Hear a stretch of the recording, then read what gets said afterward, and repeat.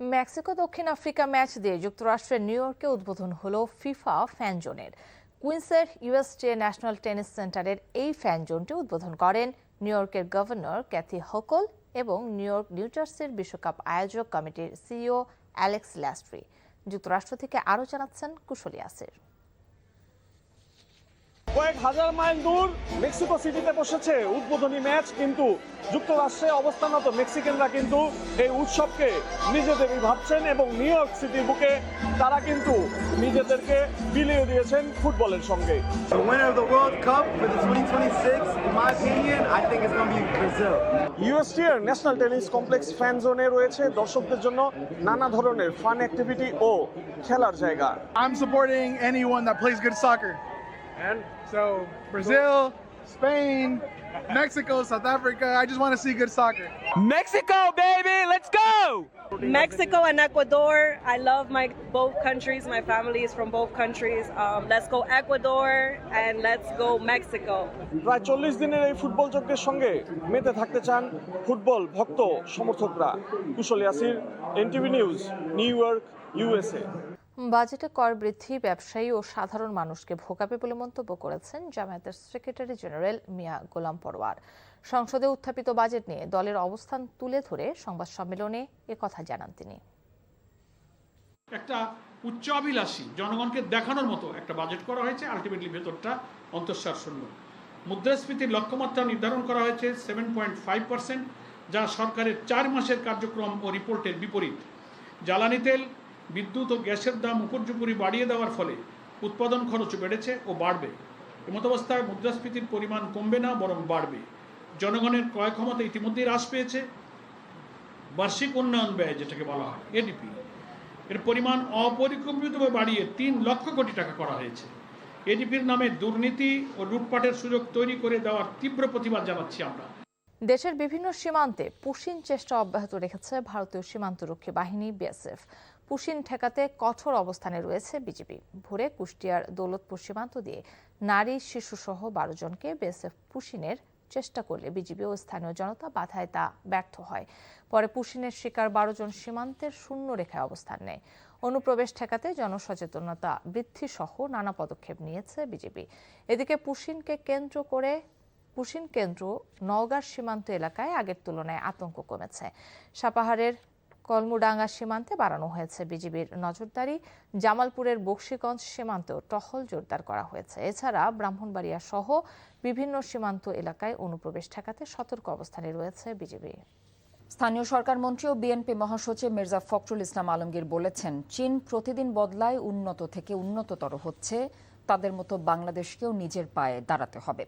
দুপুরে ঠাকুরগাঁও শহরের শহীদ মোহাম্মদ আলী স্টেডিয়ামে শিক্ষার্থীদের মাঝে স্কুল ব্যাগ বিতরণ অনুষ্ঠানে প্রধান অতিথির বক্তব্যে তিনি এসব কথা বলেন। এ সময় বাংলাদেশ চীন ফ্রেন্ডশিপের যৌথ আয়োজনে ঠাকুরগাঁও জেলার 6500 শিক্ষার্থীদের মাঝে স্কুল ব্যাগ বিতরণ করা হয়। এ সময় অন্যান্যদের মধ্যে বক্তব্য দেন বাংলাদেশে নিযুক্ত চীনের রাষ্ট্রদূত ইয়াও ওয়েন।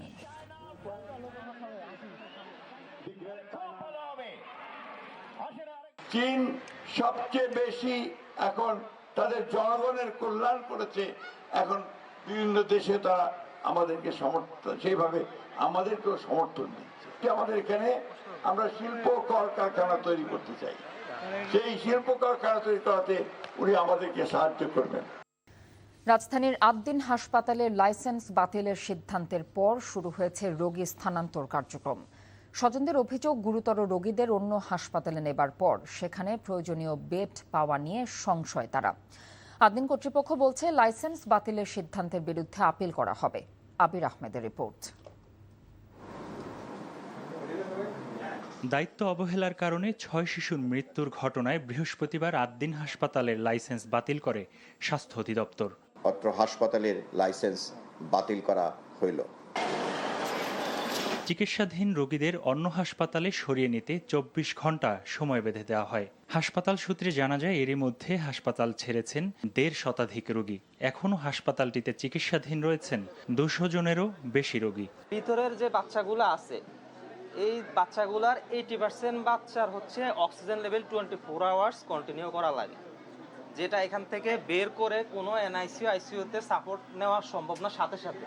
তো এই এতগুলো বাচ্চা কে কোথায় যাবে, মানে সবাই আতঙ্কে আছে। কর্তৃপক্ষ জানায় অর্ধ শতাধিক রোগী আইসিইউ, এনআইসিইউ, এইচডিইউ সহ হাসপাতালটিতে বিভিন্ন ক্রিটিক্যাল ইউনিটে চিকিৎসাধীন রয়েছেন। তাদের অন্যত্র সরিয়ে নেয়ার ক্ষেত্রে শারীরিক অবস্থার অবনতি সহ নানা জটিলতা সৃষ্টির আশঙ্কা করছেন স্বজনরা।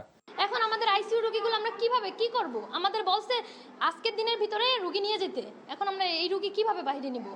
আইসিইউ থেকে তো আর আমি চাইলেই হুট করে আমি কোথাও নিয়ে যেতে পারতেছি না। আমাদের আইসিইউ, এইচডিইউ মিলে বেশ কিছু পেশেন্ট, ক্রিটিক্যাল পেশেন্ট আছে, যেমন লাইফ সাপোর্টে যে পেশেন্টগুলো আছে ওনাদের তো মুভ করা এত ইজি না।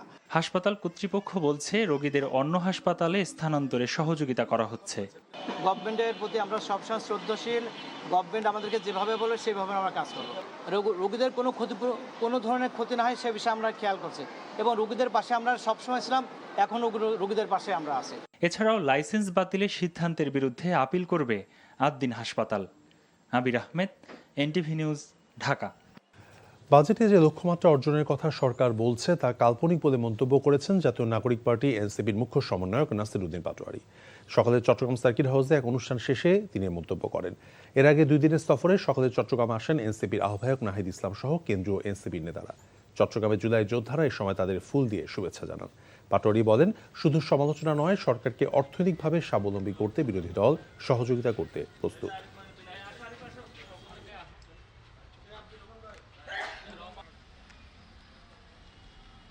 আমাদের বাজারের যে লক্ষ্যমাত্রা সেটা এনবিআরটা সংস্কার হয় নাই, ফলত আমরা যে জায়গা থেকে টাকাটা সোর্সিং করব এটা কাল্পনিক এবং প্র্যাকটিক্যাল না। তবে এটা যদি আমরা যেতে পারি বাংলাদেশের জন্য একটা বড় ধরনের জয় হবে। আমরা আশা করব সরকার সেই বিষয়ে উদ্যোগ নেবে। ব্রাজিল, আর্জেন্টিনা নয়, শরীয়তপুরে এবার ফুটবল বিশ্বকাপে মধ্যপ্রাচ্যের শক্তিশালী রাষ্ট্র ইরানের সমর্থনে বিশাল মোটরসাইকেল শোভাযাত্রা বের করা হয়েছে। সকালে প্রায় 50টি মোটরসাইকেল এবং কয়েকটি ব্যক্তিগত গাড়ি নিয়ে আয়োজিত এই শোভাযাত্রাটি সদর উপজেলার তুলাশা এলাকা থেকে বের হয়ে শরীয়তপুর চাঁদপুর মহাসড়ক প্রদক্ষিণ করে একই স্থানে এসে শেষ হয়।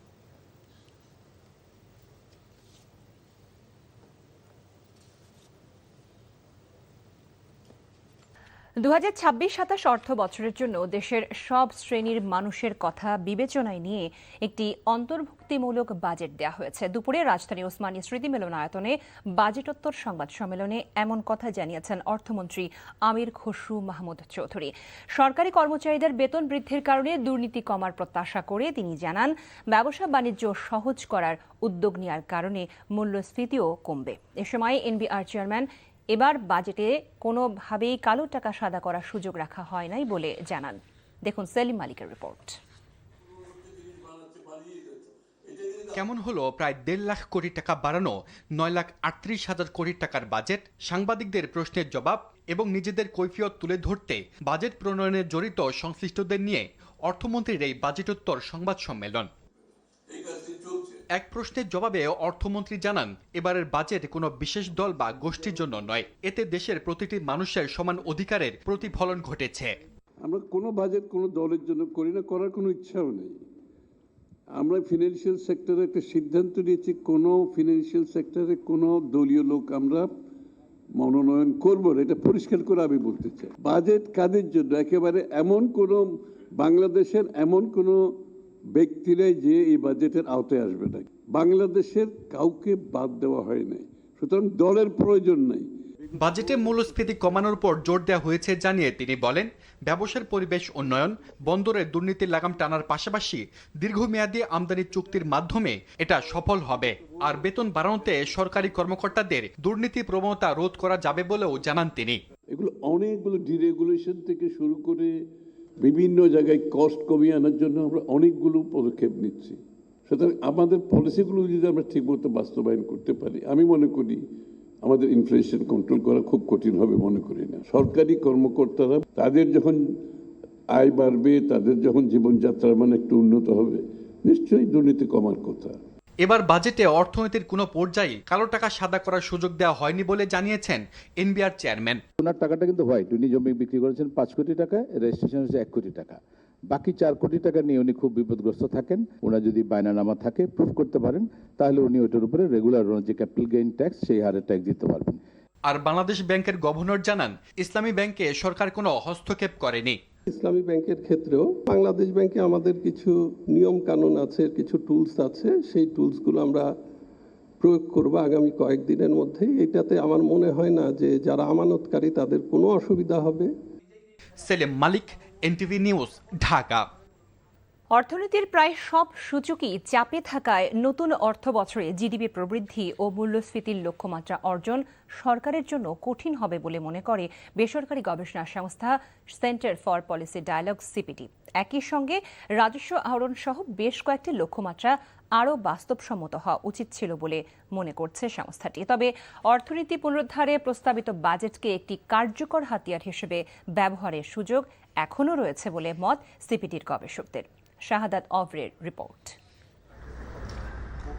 2026-27 অর্থবছরের জন্য 9,38,000 কোটি টাকার বাজেট প্রস্তাব করেছেন অর্থমন্ত্রী।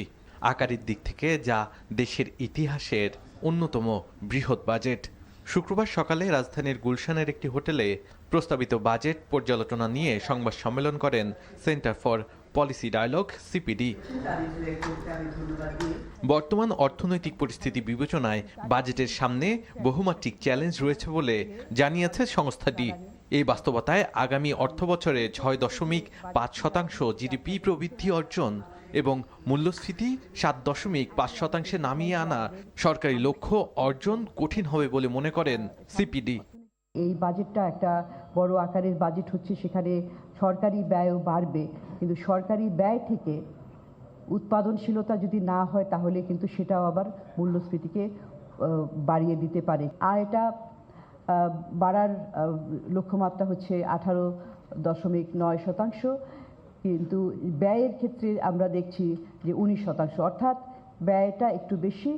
কর্মসংস্থান বৃদ্ধি এবং বিনিয়োগে স্থবিরতা আটকাতে ব্যাংক ঋণ প্রাপ্তির প্রক্রিয়া সহজ করার পাশাপাশি বিনিয়োগকারীদের আস্থা পুনরুদ্ধারের উপর গুরুত্বারোপ করেন গবেষকরা।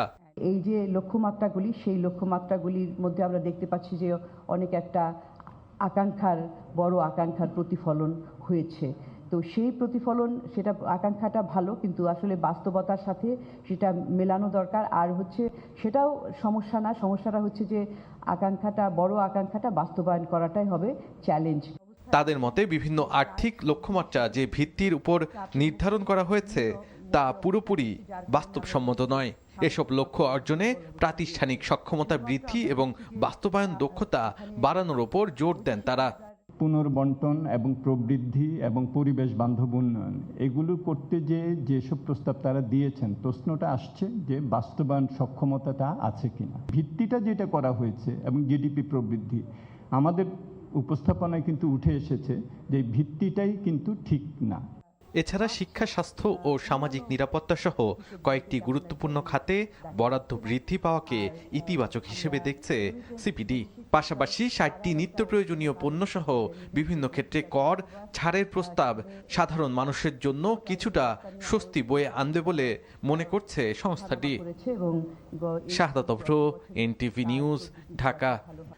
নভেম্বর মাসের মাঝে রূপপুর পারমাণবিক বিদ্যুৎ কেন্দ্র থেকে 300 মেগাওয়াট বিদ্যুৎ নেওয়া হবে বলে আশাবাদী বলে জানিয়েছেন বিদ্যুৎ ও জ্বালানি মন্ত্রী ইকবাল হাসান মাহমুদ টুকু। তিনি আরও বলেন, 18 বছরের নির্বাচনবিহীন সরকার অনেক ব্যাগেজ রেখে গেছে, যা এখন ধীরে ধীরে ঠিক করতে হবে। দুপুরে পাওয়ার গ্রিডের প্রধান কার্যালয়ে সাংবাদিকদের সাথে আলাপকালে তিনি এসব কথা বলেন। তিনি আরও বলেন, 2030 সালের মধ্যে 5000 মেগাওয়াট নবায়নযোগ্য জ্বালানি আনা হবে। সাথে আগের সরকারের অনেক কন্ট্রাক্ট এ সরকার রিভিউ করেছে। লিগ্যাল বিষয়গুলো চেক করা শেষ হলে প্রয়োজনীয় সিদ্ধান্ত নেওয়া হবে। 300-350 মেগাওয়াট দিবে, সেটার জন্য মোটামুটিভাবে পিজিসিবি কাজ করছে এবং নভেম্বরের মধ্যে রেডি হয়ে যাবে। আগামী 30 সালের মধ্যে 5000 মেগাওয়াট রিনিউয়েবল এনার্জি আনবো আমরা। সুতরাং এটা গলার কাটা হওয়ার কোনো আশঙ্কা নাই, কেননা এটা দেশের কল্যাণে এবং আমাদের যে আস্তে আস্তে রিনিউয়েবলে যেতে হবে সেটার শুরু এটা।